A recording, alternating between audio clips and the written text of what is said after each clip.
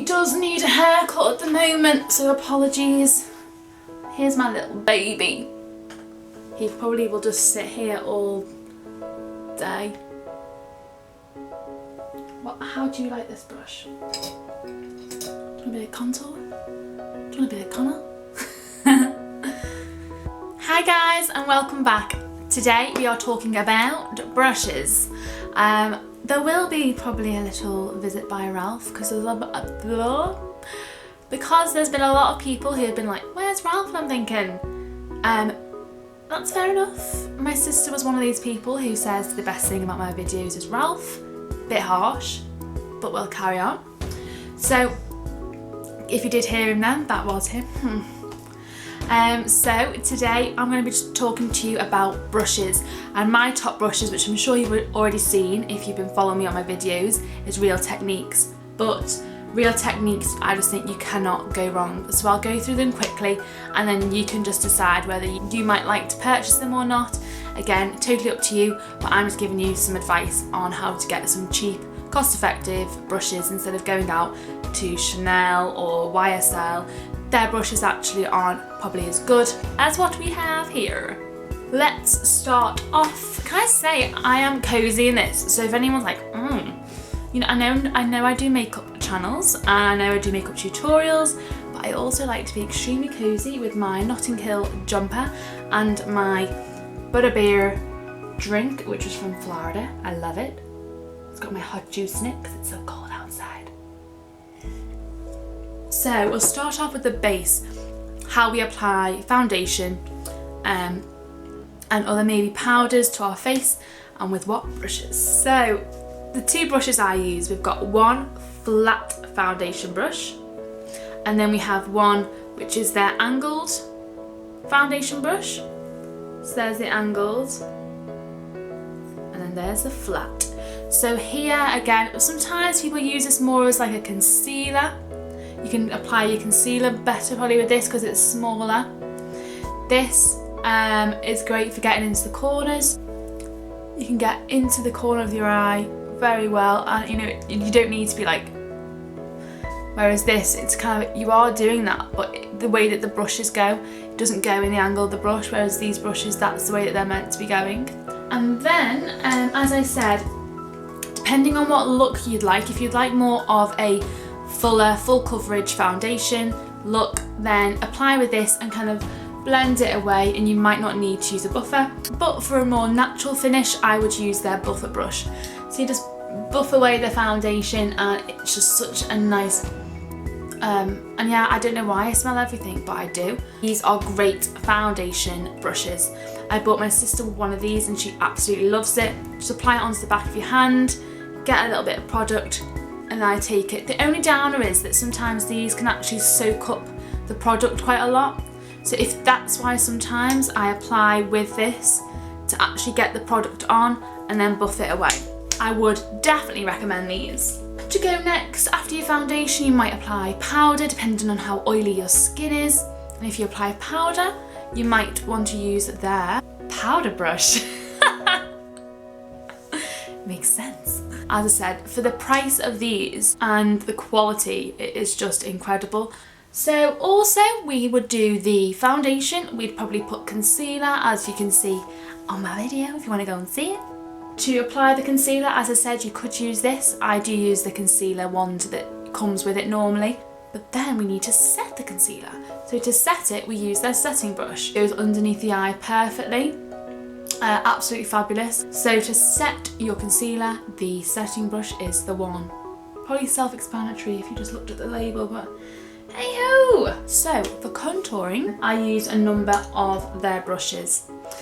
For cream products, for instance, like my Chanel Soleil Tan de Chanel. I love hearing people pronounce that because it's just like, again, it smells and crud. For this, I do use this as a contour product. And for that, I use their sculpting brush, which has like a duo fibre at the top. And it has a lovely shape, which I'll show you now. It has like an angled brush shape, so you can get into there, create your shape, create the line that you want, and then you can blend it away really, really, really nice, or you can press it into your face if you want that real big contour. For powders, I go in with their 100 brush, which is dirty, so I do apologise, I did use it today. And you can go in with this brush. These ones are gorgeous, look at the gold on these. You can go in straight front there to create the line, and then you can blend it away, or I go straight in and just use the sides, and I just create that contour there, and it creates that natural contour, and then I go to the top. But we can save that because you can go and see my contour tutorial. I'll leave that link as well. Also for contour brush, you can use a 301, very sculpting. I think it's probably they're called a sculpt brush as well, and you can create that line. This is very, very dense, so you don't need a lot of product, and once you kind of put it in, you do need to blend it away. In my tutorial, for my contour tutorial, I used a Crown C436, I think it was, but you can use the Real Techniques stippling brush, and when you've got that cream product on your face ready to blend away for contouring, you can use this one and it just blends nicely, and you can just see the way that the brushes go. Really, really, really nice! So to blend away cream products, use their stippling brush. So for blushes, the difference in these blush brushes are mad. They've got two total different types of brushes. I personally do use this as a blush brush. If it's not, apologies.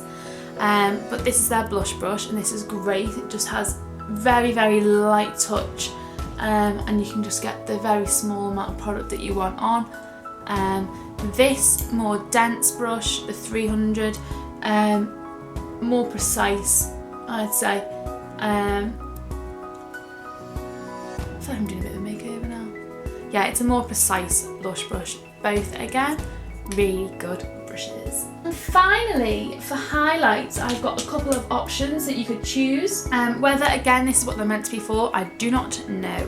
First of all, we have their fan brush. So for highlight, you can just apply it nice and light on top of the cheekbones, on the cheeks there if you want a bit more when you smile, on the nose, Cupid's bow, under the chin.